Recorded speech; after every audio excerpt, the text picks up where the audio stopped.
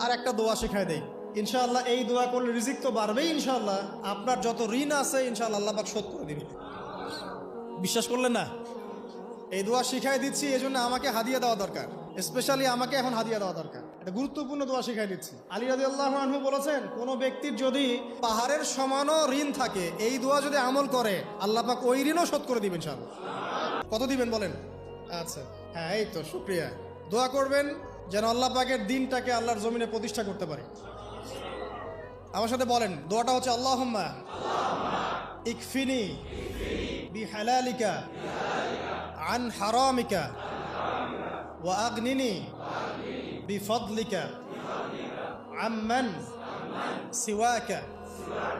এই দোয়াটা ছোট না, এটা মুখস্থ করবেন, সেজদায় পড়বেন, নামাজের সেজদায় পড়বেন, আত্তাহিয়াতু দরুদ শেষ তারপরে পড়বেন, নামাজ শেষে হাত তুলে করবেন, যখন তখন শেষ রাত্রে করবেন, ইনশাআল্লাহ দেখবেন